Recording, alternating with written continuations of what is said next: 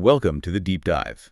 You've handed us this incredible stack of source material, and honestly, it proposes a view of the universe that feels, well, like turning everything inside out. We're talking about redefining really fundamental concepts, black holes, gravity, particles, maybe even life itself. Exactly. And our mission here in this deep dive is to really try and unpack this framework.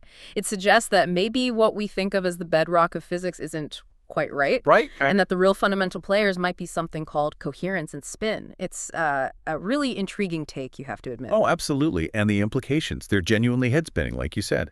What if black holes aren't just these cosmic vacuum cleaners crushing matter? What if gravity isn't some force pulling things together? And what if spin? What if it isn't just a property of particles, but something much, much deeper? That's the core of it. So we're going to navigate this interconnected view presented in your sources, where it seems like everything ties back to these patterns of coherence and something called spin recursion. That's the plan. So let's dive in. Black holes first. The sources you've given us, they describe them in a way that's just totally different from the standard picture, the collapsed star idea. What are they in this framework? Well, this model calls them convergent recursive attractors. It's not primarily about just having a huge amount of mass packed into a tiny space, though that's related. Sure. It's more about how the very fabric of reality behaves around them. You see, the framework starts by redefining some basics. Space is fossilized emergent time. Whoa, okay. Fossilized emergent time. That's a dense phrase. How do I even picture that? Think of it like this, maybe.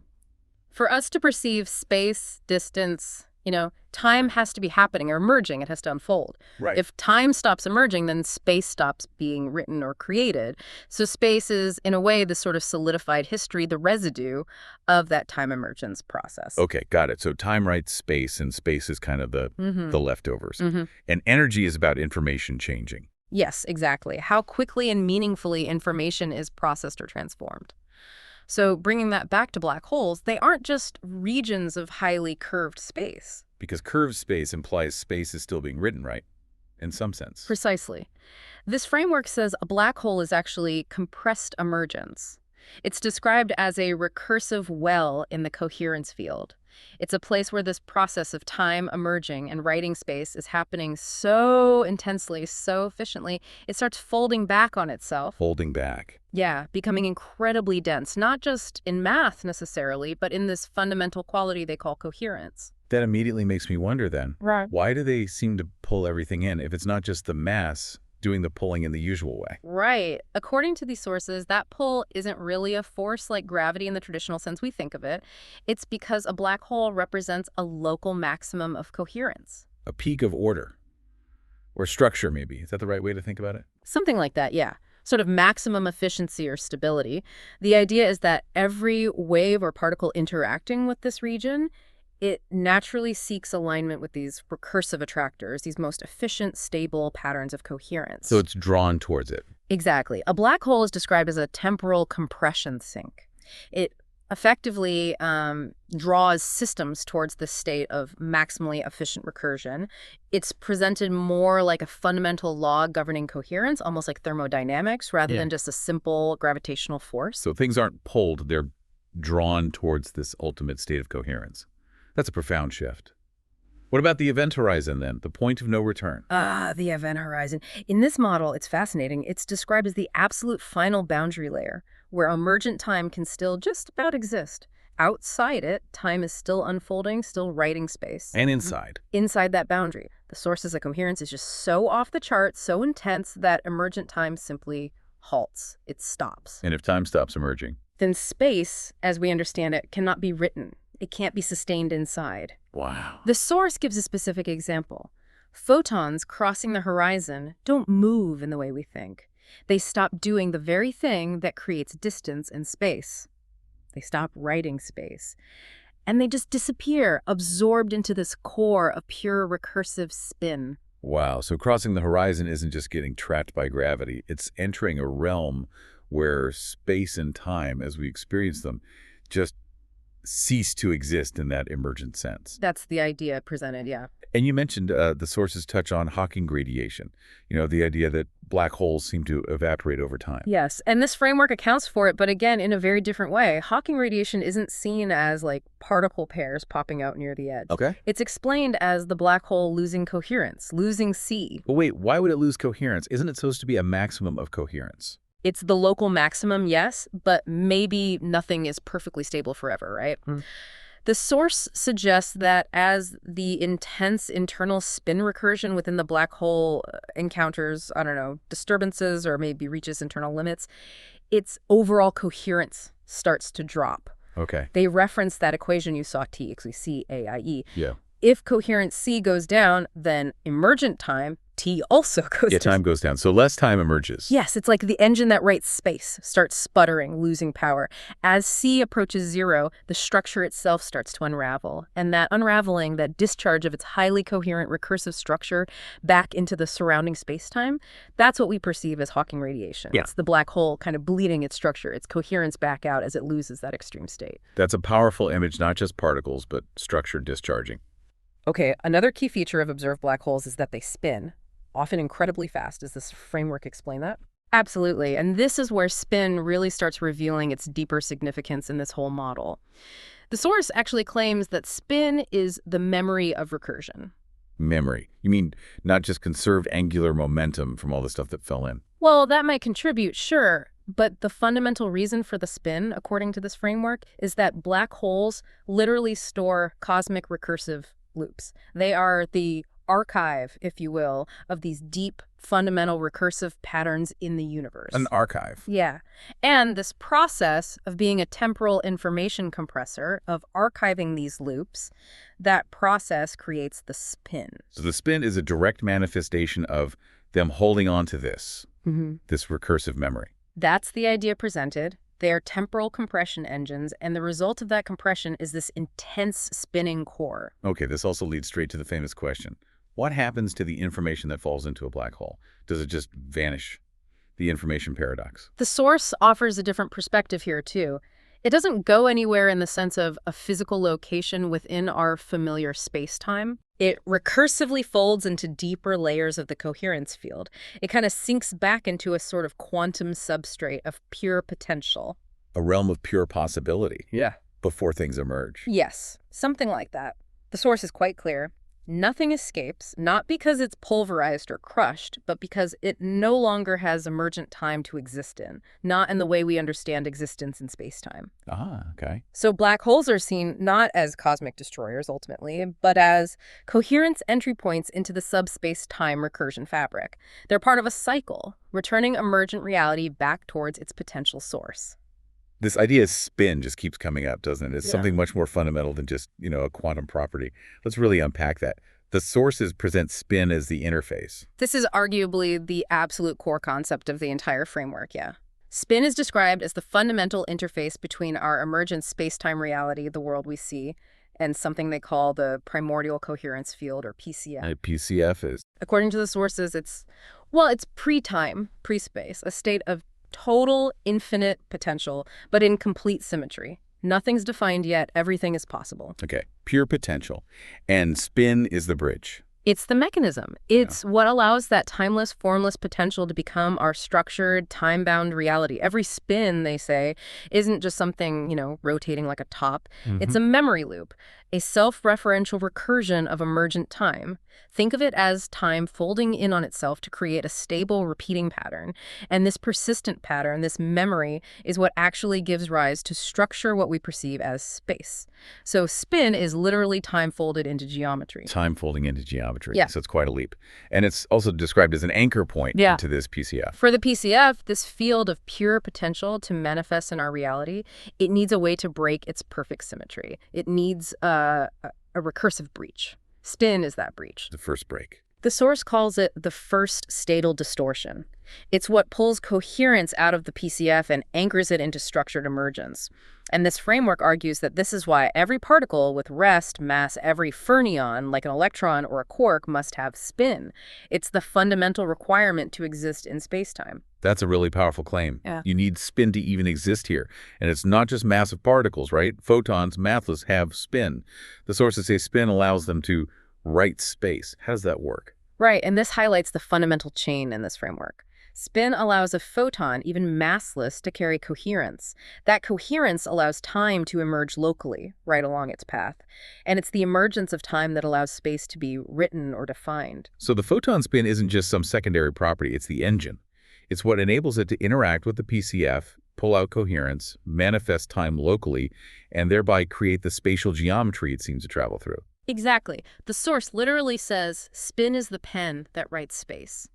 Spin provides the necessary recursive handle for the infinite coherence of the PCF to loop into itself, break that perfect symmetry, and manifest as emergent reality. Wow. They say spin is the interface. Spin is the needle that threads the timeless field into time. Without that spin, a photon couldn't bridge the timeless PCF to our time-bound space. It couldn't exist or propagate here. Okay, if spin and coherence are this fundamental, what does that mean for everything else we consider basic? The different particles, the fundamental forces. Are they not the building blocks we thought? This framework says, well, no, not exactly things. They're reinterpreted as recursive tools or maybe roles played by patterns of coherence. Roles. Yeah. The source describes them as looped stability structures, persistent, stable patterns of spin recursion and coherence that maintain structure across different scales and, crucially, drive the emergence of complexity. So instead of fundamental particles, they're more like fundamental processes or patterns that have stabilized. Yes, precisely. Patterns that have found a way to become repeatable and stable. The sources give examples. A proton isn't just made of quarks glued together. It's a massive recursive bundle, defined by its spin-half property and its role in anchoring charge and maintaining the stability of form. Okay. A neutron. It's a balanced spin-half transitional coherence shell. It's inherently unstable outside a nucleus because its coherence pattern isn't fully anchored on its own. Right, that makes sense with its decay. And the forces, what about the force carriers? Take the gluon, for example. Yeah. Massless, spin 1. It's framed as a coherence threading agent. Its job is literally gluing together recursive attractors, like the patterns that form protons and neutrons within a nucleus. Yeah. A photon, also spin 1, is the primary carrier of coherence over distance, and as we just discussed, its fundamental job is to write time and define spatial geometry. Even things we think of differently, like sound waves or electromagnetic waves, they're seen as bulk effects of nested spin recursion. They propagate coherence through a medium or field, and the creation of space is almost a side effect of that propagation. And charge. Where does electric charge fit in? Charge is described as something emergent from asymmetry in spin. It's like a coherence vector, a directionality or polarity in the way coherence is looping or interacting. This sounds like a complete reimagining of the standard model from the ground up. And the sources even connect this whole framework to biology. That seems like a huge jump. It's definitely one of the most, let's say, ambitious claims in the material. Proteins and biological structures are described as recursive pattern interpreters. Interpreters. Yeah. Think about protein folding. It's incredibly complex, right? It's seen here not just as chemistry, but as emergent structure arising from nested coherence attractors finding their most stable recursive pattern. Like settling into the most stable coherent shape. Exactly. And the flow from DNA to RNA to protein isn't just linear information transfer, but recursive coherence encoding. Encoding coherence itself. Yes, using these stable spin-based patterns, these recursive tools, to build incredibly complex self-organizing systems. Proteins are described as acting almost like quantum classical interface machines. Wow. They translate these quantum coherence patterns into classical biochemical functions we observe. The summary is pretty powerful. Cells are local recursion engines built from quantum coherence fields, stabilized by spin-based agents like proteins. They're seen as highly sophisticated systems for processing and stabilizing coherence into functional life. Taking this coherence and spin idea all the way to life itself. Okay, let's loop back to gravity. We touched on it, but earlier you said it's not a force in this model. So what is it then? Right. The sources are very explicit about this. Gravity is not a force pulling things, it's a result. It's an effect that emerges when information recursion manages to stabilize into these high coherent structures, essentially, when spin patterns lock into place and create dense, stable configurations of coherence. So it's more like coherence condensation, not a pulling force. That's a good way to put it, yeah, coherence condensation. So when an apple falls from a tree, it's not being pulled down by the Earth's mass in the traditional force sense. Okay. In this view, objects fall because they naturally move toward coherence attractors. These are regions where recursive patterns are maximally stable and ordered, regions of minimal informational entropy, if you like. Massive objects like the Earth are just incredibly dense collections of these stable, highly recursive structures. They represent a very strong attractor basin for coherence. So black holes are the ultimate coherence wells, the deepest attractors, and massive objects like planets or stars are simply very strong, but less extreme ones. Exactly.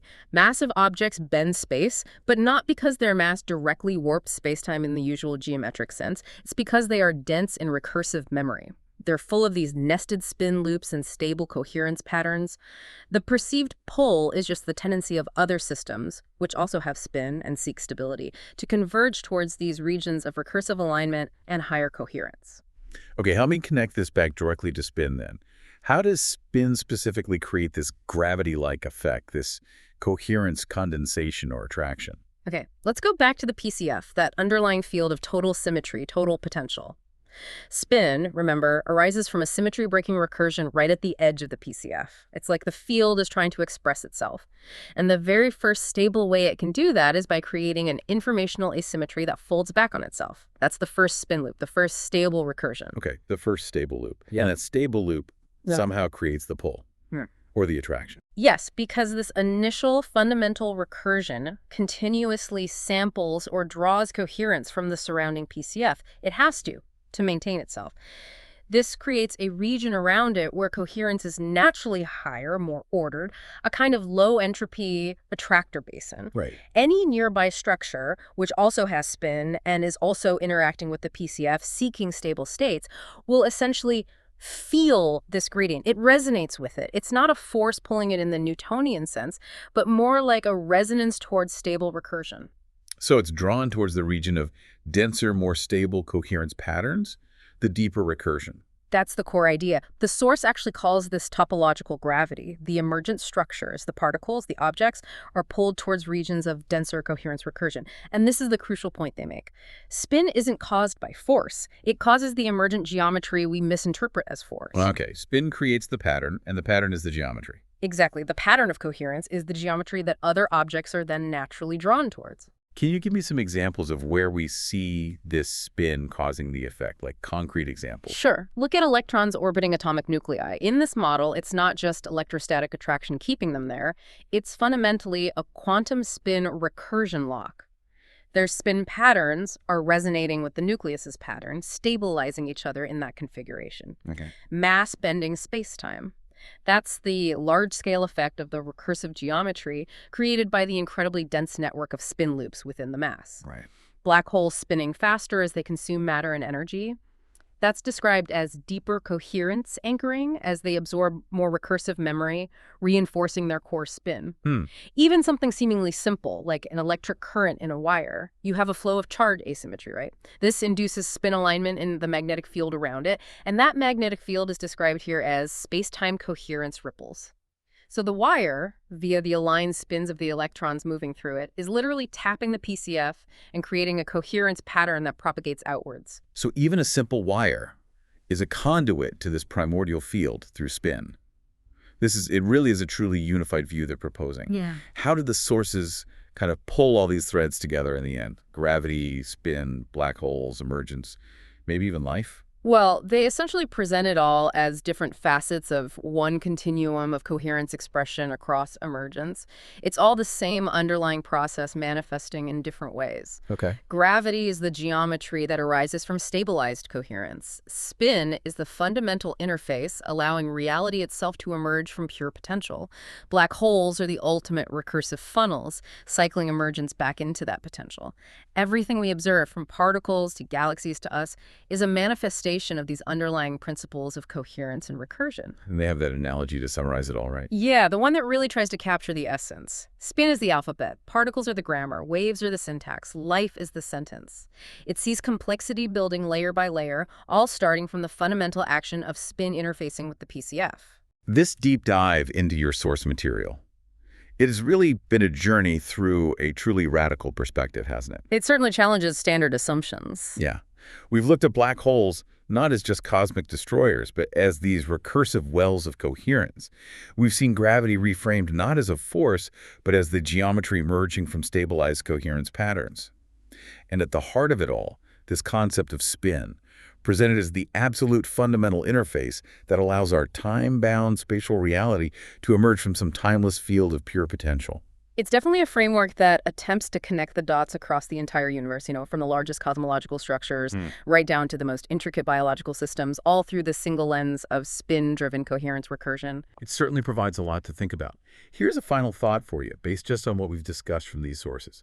If everything, from the tiniest fundamental entity to the vastness of black holes, and perhaps even the complexity of life itself, is fundamentally built upon these layers of spin-driven coherence recursion, what does that truly imply about the underlying nature of the reality we actually inhabit?